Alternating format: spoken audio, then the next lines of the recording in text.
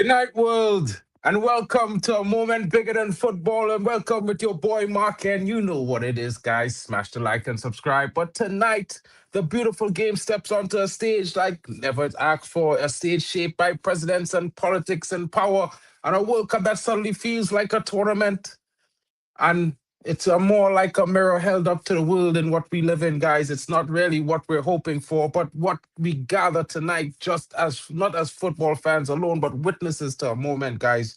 You know, the game we love is being pulled by forces beyond the pitch. And we, as the fans, the people, we don't like these things. A World Cup hosted by three nations now tangled in the ambitions of leaders, the decisions of federations, and the hopes of millions across the globe, guys. It's not what we want to see because football has always belonged to us, the people. You know what I mean? Not to the government, not to the headlines, not to the loudest voice in the room. It belongs to that boy in Port of Spain. You know what I mean? That guy in Brisbane, that guy in India, that guy in China, those little kids everywhere in the world, Ghana, wherever you want to come from, USA, Mexico, the Caribbean, South America, Asia, the Middle East. It belongs to you, and people are already planning and hoping for this big dream and hoping that it will come together and not break apart. But sometimes this is how it goes.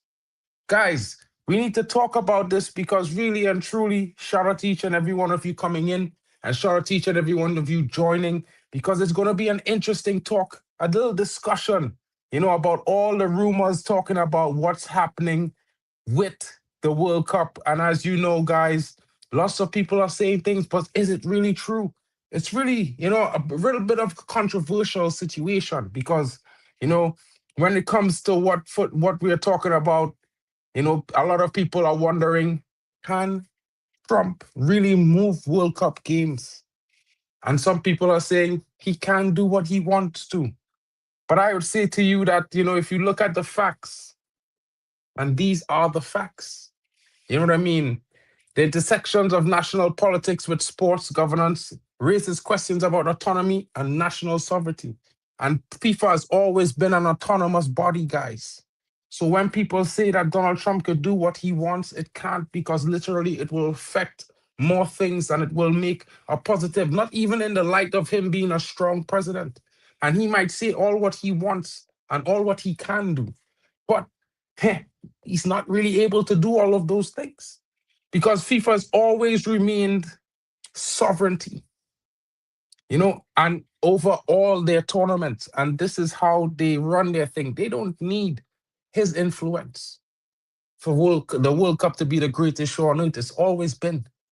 And it's always been a presentation by FIFA. And guys, of course, each and every nation that hosts a World Cup, also their host, they are the host. Their population is also part of this show. And they make it something warm, something intoxicating, something, memorable. Not just the games, but that's the fun part. But enjoy, the whole experience is something that every is unique to each World Cup experience.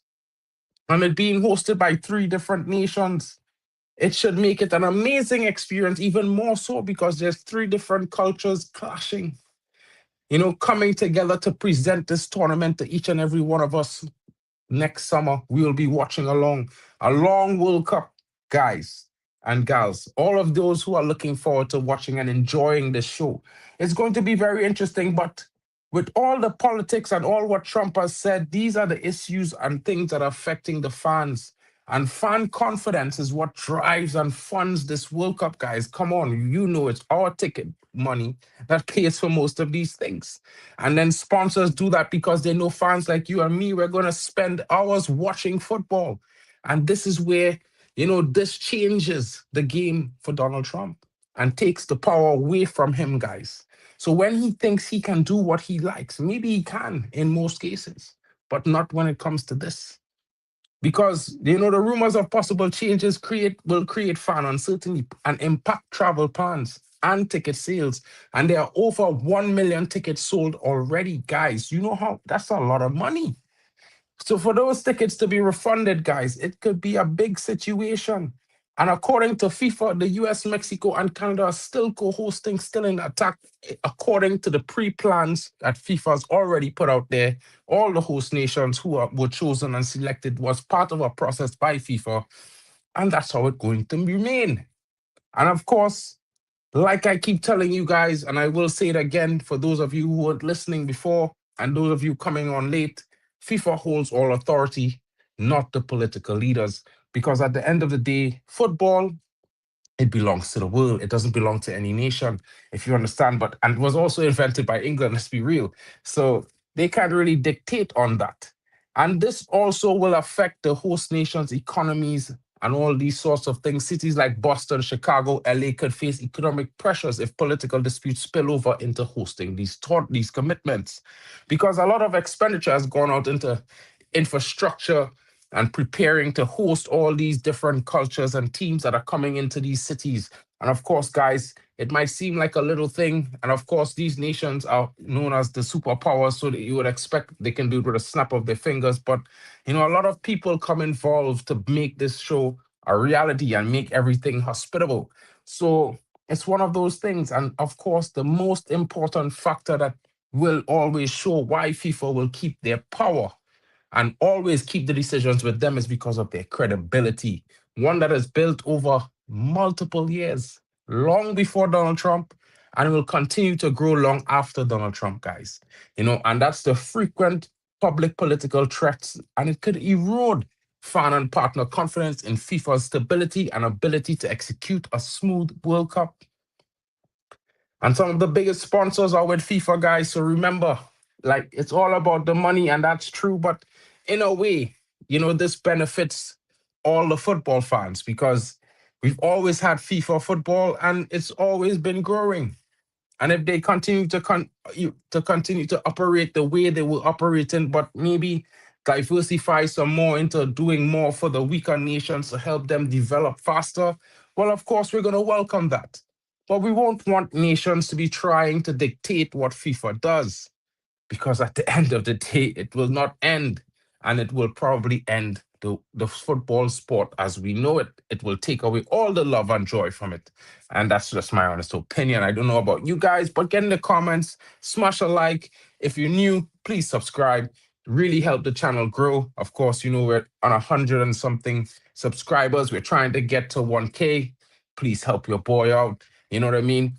But let's talk about the regional versus the global perceptions. Co-host Mexico and Canada could be viewed differently in contrast to the political influences in the US impacting regional football narratives. And when I say that, guys, I mean, think about it. You know, America is growing in the world of football. Mexico is more of a stable, sound, almost always at the World Cup contender. In a sort of a way, they will rank for a long time in the top 10. And that shows because it's a tradition, it's like a national heritage. And of course, with the tournament going there, there's many countries and many fans around the world that take football to a level it's like their family tradition, guys. You know what I mean? It's in their heart, in their blood, in their veins, quite like me, even more than myself. You know what I mean? You know how much you love football. I can't tell you how much you love football, guys. You know what I'm saying? And that's something to appreciate because at the end of the day, that's your joy, and no one can take that away from you. Not any leader, no one, because it's yours. You know what I'm saying? And of course, these nations all want to present their love of the game to the world. They will be on the world stage. Everyone will be looking on and listening to all the news coming out from, Mexico, the USA, and Canada. So everyone will have to be doing, their best to host the tournament and, kind of make things more enjoyable, more friendly, more safe, an environment for all who's coming. And of course, maybe things might change after the World Cup, but it will. I'm pretty sure America, for a first time in a long time, will enjoy some semblance of some peaceful moments. Because, of course, with this tournament happening, let's hope that people take it to heart as well. the influx. As I told you guys, already 1 million tickets sold, and there's expectations that it might double or triple that number in total. Not just going to the games, but just to be there in and around the atmosphere, traveling to support your nation. These are lots of fans that do these things, guys. With hopes of getting tickets at the day on the game, at the game in front. From the scalpers, as we call them in the Caribbean. You might better know them as ticket resellers. You know what I mean? So it is what it is, guys. And when I say this, you know, of course, Donald Trump is putting political pressure on FIFA. But do you really think Infantino is going to crumble under that? Is that something that FIFA has faced multiple times before? Of course they have. They have faced pressure from European governments previously, even South American. This is nothing new. And of course, America is a superpower, but there are other superpowers as well. So you guys, we kind of have to, let some things go. Not always get a hold of the sensationalism in certain aspects, because realistically, yes, Trump has done some crazy things and he probably will continue to do so. But the World Cup is the world sport, and not everyone are allowed to put their hands on that. And I don't expect him to be allowed to in any event as well, because FIFA has done more and went through bigger, and they will probably continue to do so because the sport is growing. As you can see, there are lots of many nations who are making their first World Cup, including, from Africa, as well as from the Caribbean and Curacao. It's getting really, really interesting. And of course, as we look on, guys, my country didn't qualify. I'm disappointed. Trinidad and Tobago Soca Warriors are not going to be there in 2030, but it's not going to 2026. I mean, sorry, I apologize. But it's, there's the party will go on. But of course, the party will heat up when the Trini boys come through on 2030, as what I was meant to say. I'm looking forward to a possible qualification, but that's later on. We'll be discussing that more in some time to come. The more you guys join me, of course, I plan to be here for a long time, and I hope you guys plan to join me for a long time as well. It's going to get more interesting. Of course, we'll be talking about a lot of different things as the stream continues, and of course, more streams to come. I know I've been promising more streams. I'm trying to get my friends around so we could provide more content for you guys. So I'm going to get the band. I call them the band because, it's the situation. You always try to rock out, even if it's reggae, you know what I mean, or soca. It's just the terminology. Shout out to the USA, you know what I mean? And shout out to everyone watching, wherever you're watching from, guys. Please, if you can, take the time, drop your flag in the comments. Even if you don't want to actually comment, just drop your flag. I'm pretty sure that's not going to be hard. Hopefully, you guys will do it. You know what I mean? If I could get 30 flags before the stream is ended, I will think it's really successful. Big up to you guys. Now, on another note, when we're talking about the Trump and the World Cup, Infantino, all these things, of course, there's still some teams to qualify, and we'll be looking forward to that. But if you don't know, let me just show you some of the teams who already have qualified, because we did host, we did check this out when they were dropping this. And in Group A, of course, you're going to see teams like Mexico, Korea Republic, South Africa, and of course the EU playoff D group, which features different teams, including possibly Italy, which will make that a very difficult group, in my honest opinion. I have to tell you guys, I think that group might be the group of death. I know a lot of people might say another group, but Korea Republic is a very interesting team. South Africa, they did very well to qualify, one of the first qualifiers as well. And Mexico is a very strong team, hereditarily in football. So it's going to be interesting. The other host nation, Canada, they will be in Group B, A, and B. You know how it goes. Switzerland, another interesting team that I think might be the top runners to win this group. Qatar is in there, and of course, a lot of people might not expect them to qualify out of this group, but I think Qatar will provide an interesting test in this World Cup. And of course, the qualifiers from EU Playoff A is going to be interesting because it includes Slovakia, some teams that we know come to the World Cup and show their stuff. That's going to be interesting to see what happens there. But gets ready for the football fans because, the Brazilian boys are here in Group C, and they will be facing off against Scotland, Morocco, and Haiti. I don't know why I said Haiti. Maybe a lot of people are saying that, but I'm so used to saying Haiti. You know what I mean? Could be wrong. Let me know in the chat. But normally I grew up saying Haiti and I'm from the Caribbean. So I don't know. Some people say Haiti. Yeah, it sounds like unfamiliar to me, really. I could be wrong. But yeah, no offense. Big up to the guys. You know what I mean? They qualified for the World Cup. It's going to be interesting to see what they do. I'm definitely going to be looking forward to that. And you can find watch along coverage. Well, we call it live watch where in my on my side of the things. So you guys can come join the live watch and let me know in the community post which teams at the World Cup you would like to do the watch alongs for so we can talk about the games. Of course, I will try my best to cover them all for you guys. That's my promise to you for the next World Cup. Big up to you guys coming in. Of course, it's going to be very interesting. I expect Scott McTominay to show out big in this Group C. So I think Scotland are going to be one of the qualifiers. So it might just be, a showdown between Haiti and Scotland for that second spot. But I think Brazil has that first spot. They might not be performing really well right now, but it's Brazil, guys, and it's Carlo Ancelotti. We can expect them to come out of that group. After that, maybe it gets interesting to see what they go. And the final of the three-part hosts, the USA in Group D, as they face Australia, Paraguay, and EU Playoff C. That features some interesting teams as well. And it might possibly be a very difficult task for the USA to qualify. Australia has been a very, very good team. They've been out of the group stage multiple times in their exploits at the World Cup. And of course, no one expects much from Paraguay, but Paraguay did qualify third or fourth in their out of CONMEBOL, which is a very, very difficult confederation to qualify up. You know what I mean? There are a few teams there, but they are very strong, guys. Very, very strong. Of course, this takes us to Group E, and that will feature the likes of Germany, Deutschland, the machines, you know what I mean? The Mannschaft. Of course, your boy lives in Germany now. They call it Deutschland. Of course, it gets really interesting there. I think the German team will provide a very interesting test in this World Cup. Their performances have not been great so far, but how has that not been for Germany all the while going through their qualifications to the Euros, to the last World Cup, the World Cup previously, and look, they always get into the quarterfinals or the semifinals. So their qualification form is not something people should be sniffing at.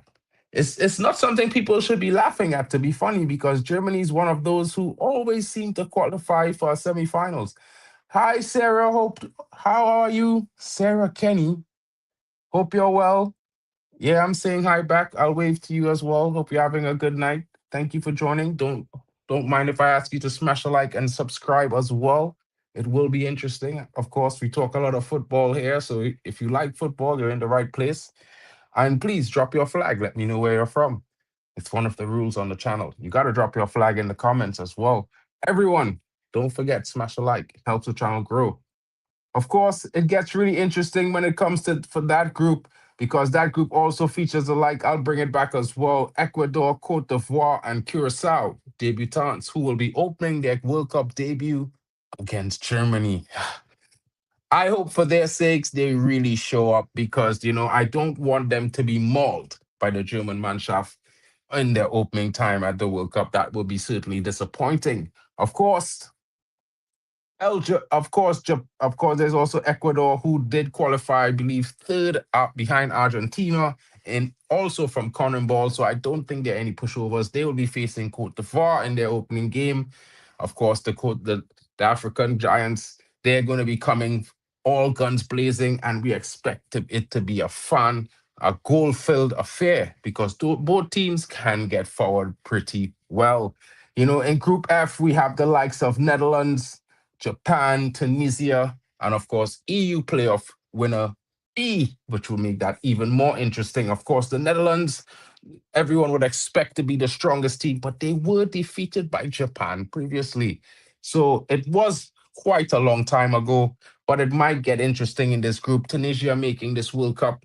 You would see the likes of Hannibal Mejbri in this team, as well as some interesting other players, and of course, the team from playoff B.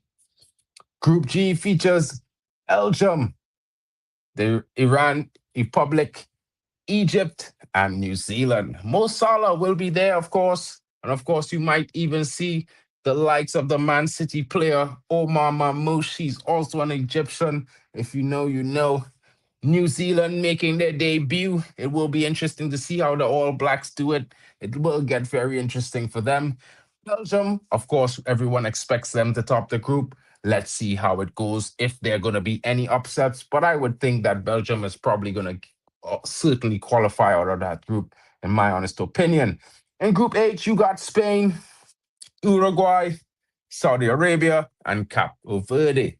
Cape Verde making their debut as the smallest nation in the World Cup, taking the record away from Iceland, who took the record from Trinidad and Tobago, my nation, of course.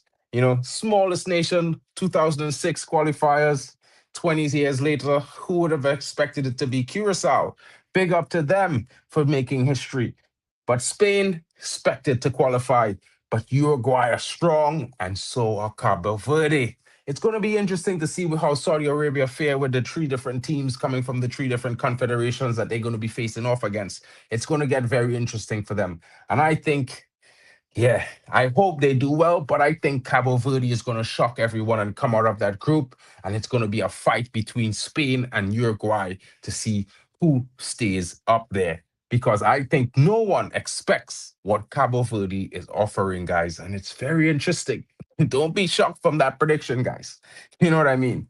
And now we move on to some of the big guns: Senegal, France, Norway, and of course, FIFA Player 2, which is possibly not going to be Jamaica because Jamaica is in FIFA Playoff 1, guys. You know what I mean? So this is a different qualification here, but it will be interesting to see which team qualifies there. It will be very interesting to see. Of course, after that, we got Argentina, the group of A's and J. You got Argentina, Austria, Algeria, and Jordan. I think it's going to be an interesting one. I think this group was very easy for Argentina, but who knows what surprises Austria and Algeria hold, and even Jordan. You know, all these nations have been improving their football, so let's see. It's going to be interesting. They're not coming to the world stage to be whipping boys, so let's hope that they give Argentina the fight they deserve. You know what I mean? They shouldn't walk away with that group. You know what I mean, guys? Portugal comes up with Colombia, Uzbekistan, and possibly the Reggae Boys from Jamaica. That will be very interesting, guys, because that will be a game I will be certainly rooting for the Jamaicans. As a Caribbean brother, you have to support the Caribbean family. You know how it goes. I'm true. I'm a Cristiano fan, but yeah, I hope Jamaica does well. I mean, I hope they qualify for the World Cup. They still have to beat DR Congo in March, but I think they might just do it. And in the final group, you got England, Croatia, Panama, and Ghana. Ghana.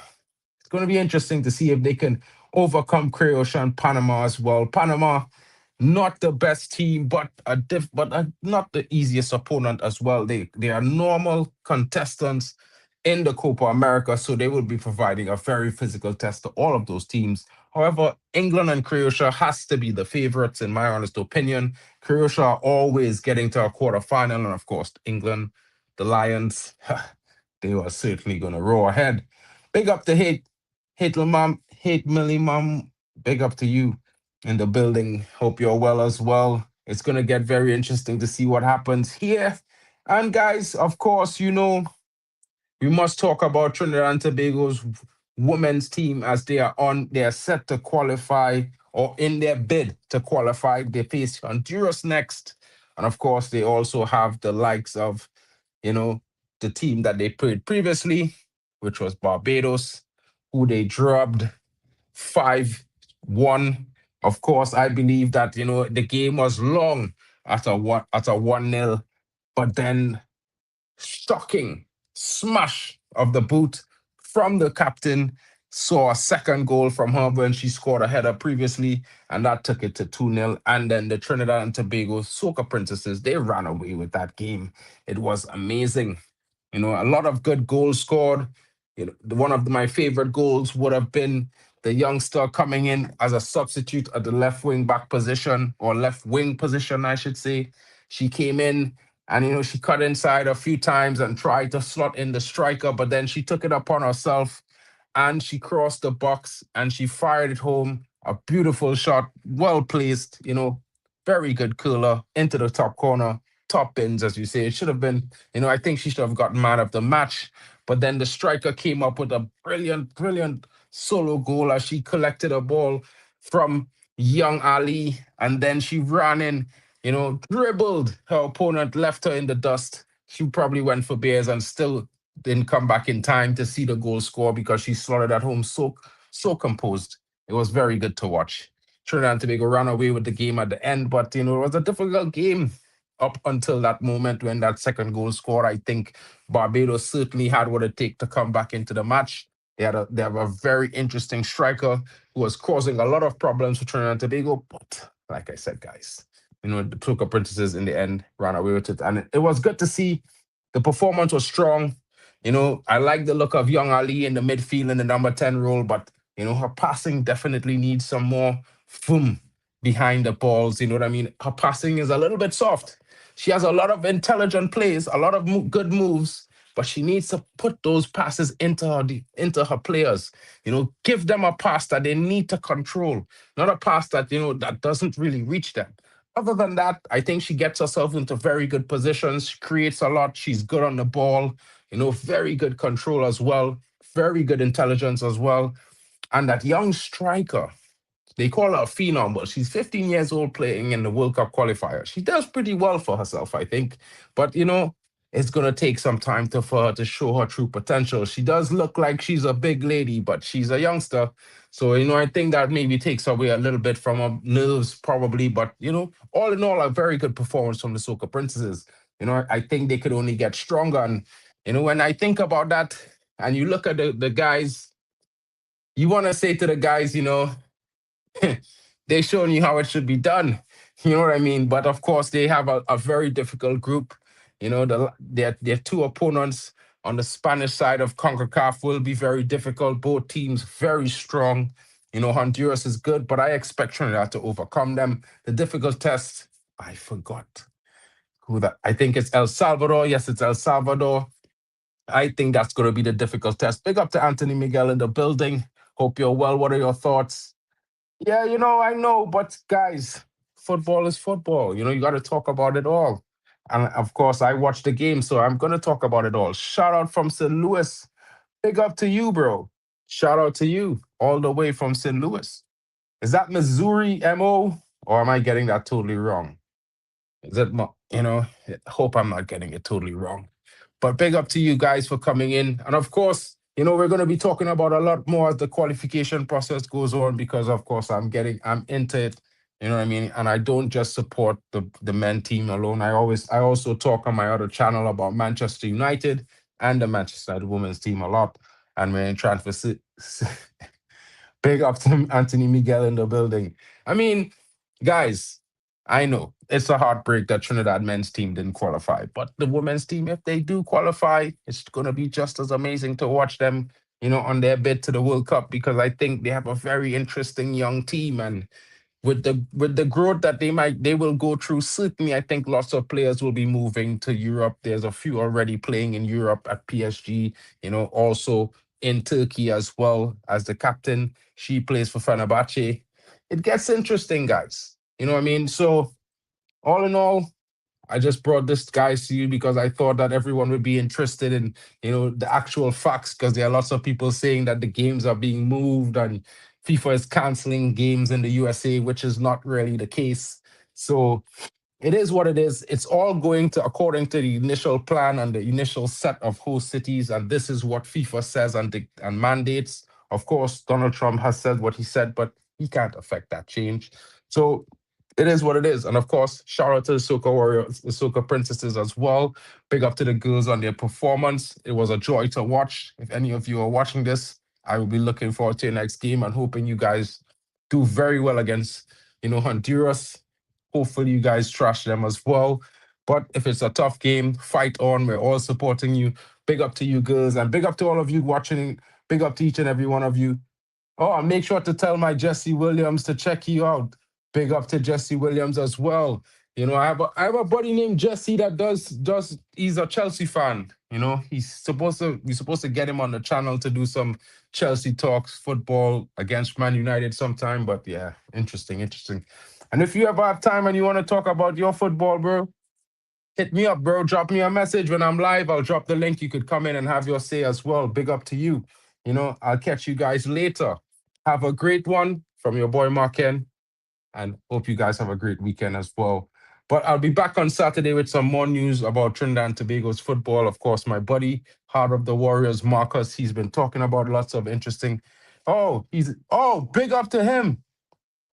Big up to him, bro. Oh, Jesse Defender, Trinidad. Peace. Okay, cool. Hmm, hmm. When they say that to me, I watched somebody. I watched somebody when I was watching that the Soca Princesses play. It just I don't know if it's I don't want them to think I'm banting the Soca Warriors men team, but the defensive play of some of them young ladies and the goalkeeper, they need to take a lesson. They look so composed. That goalkeeper, yeah, she was dictating that box more than Denzel. Denzel Smith never dictated box like that girl. I forget her first name. Her last name is what's her last name again? Ellie Gunn, Miss Ellie Gunn. Yeah. She dictated her box like a champion. Wake up to her. Better than Denzel Smith. Maybe Denzel need to talk to her and get some advice on how to look like a box commander, because she had the whole recipe in her book. Yeah, watch them. I'm telling you.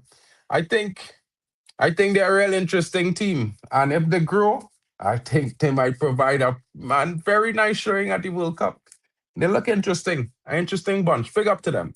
Shout out to the women's team. And like I say, the number 10, Miss Ali, all you need to do is make sure and send your passes to your players' skill.